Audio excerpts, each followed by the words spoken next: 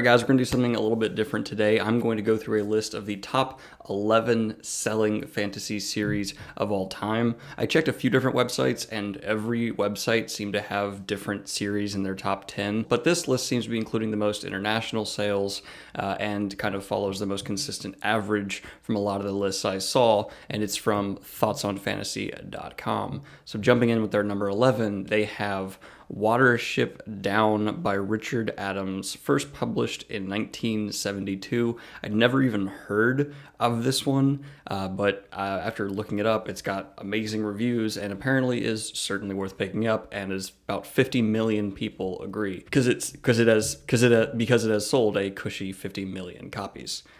Now we have at number 10, something I thought would be way higher, A Song of Ice and Fire. It's sold an estimated total of 60 million copies, which, again, I'm actually kind of shocked at how low that number is.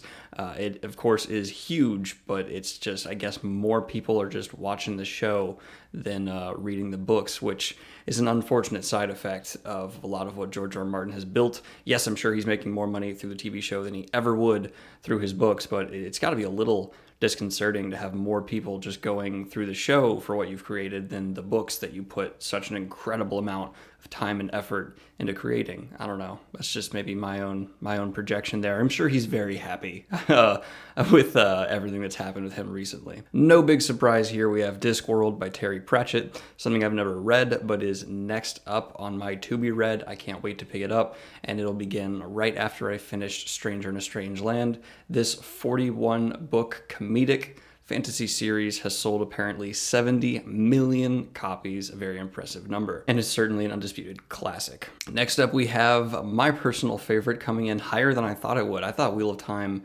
was a little less known than this, but it sold 80 million copies and sits at a comfortable number 8.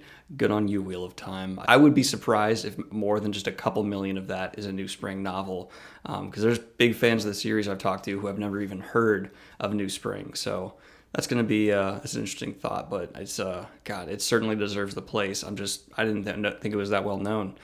Now we have the Vampire Chronicles by Anne Rice, first published in 1976. Again, I've never read these, but wow, I'm very impressed by those numbers for a series that I've heard so little about. Let me know what you guys who have read the Vampire Chronicles think of it in the comments down below. Some of you had to have, right, with 80 million copies sold. That's seriously impressive. Next up, we have Twilight. Man, 120 million copies sold. My God. I certainly don't get it. I've never read them. I'm not much of a vampire guy. They're not really my thing. I think the last vampire-related thing I watched was Blade? Probably. Yeah, I don't know. Probably Blade. And I've certainly never read any books involving them, which is sad because I need to read more horror-based fantasy series or like horror fiction, because there's some great stuff out there. I've just never picked it up. I should add Bram Stoker's Dracula to my list. That'll be done. But no, Twilight will certainly not be on my list. The Chronicles of Narnia. I've made my opinions on this series clear. I'm not the biggest fan. I think they are fine, certainly impressive for the time they were written in, but they have not aged super well in my opinion.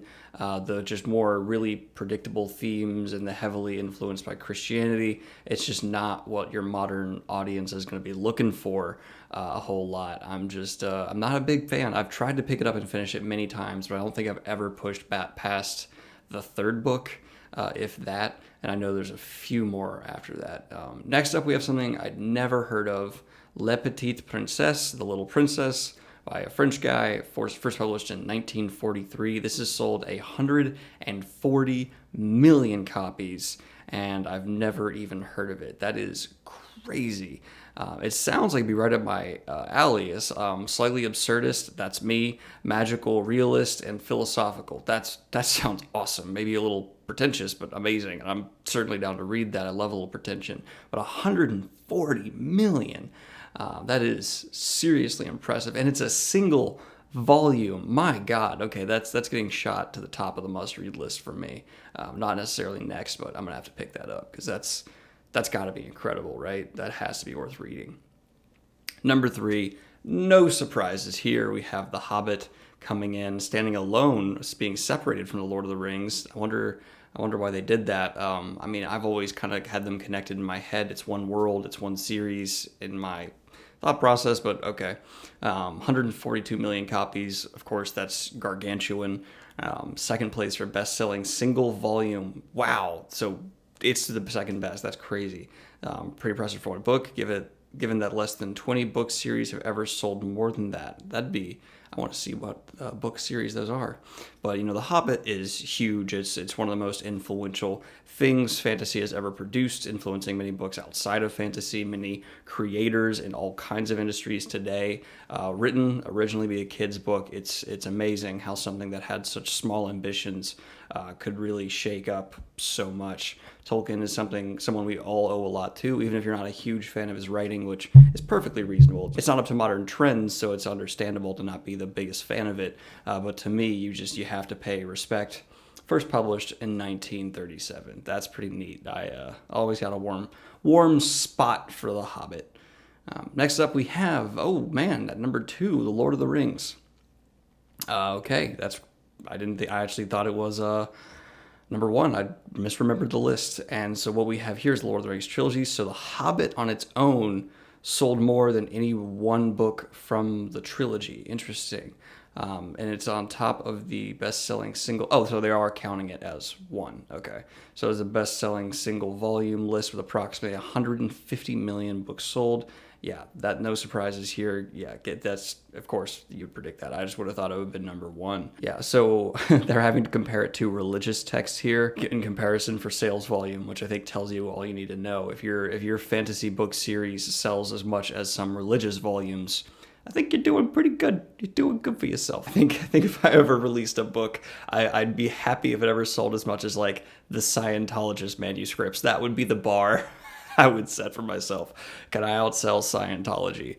No, I wouldn't. I wouldn't even do that, probably. Oh, okay. And number 1, not surprising anyone here, is the Harry Potter series. Okay, Harry Potter absolutely should be here. We all are very familiar with J.K. Rowling's fantastic creation. Now, Harry Potter and the Philosopher's Stone takes 4th place of single volume with 107 million copies. So if you're comparing, like if Lord of the Rings had as many books as Harry Potter, you very easily debate that it would have sold more.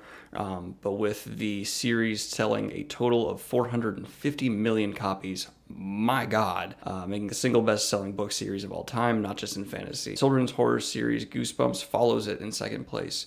Is Goosebumps not fantasy? I mean, there's like orcs and goblins and stuff, but that is an insane amount of books to be sold by J.K. Rowling. Good on you, girl, for having your billions. I wonder if you made more from the movies or from the books, probably more from the movies, because that's the way the entertainment industry works. And it seems like they each book averaged between 50 and 65 million. That is crazy. Wow, man. I'm impressed by Harry Potter. Every time I either reread it or rewatch the movies, it really is a remarkable series. I get it's cool to hate on it now, especially because the author's gotten political, so people on the right have gotten real mad at her. But I just respect the creation here. It is a wonderful world with lots of detail, and the visual storytelling in the movies is incredible.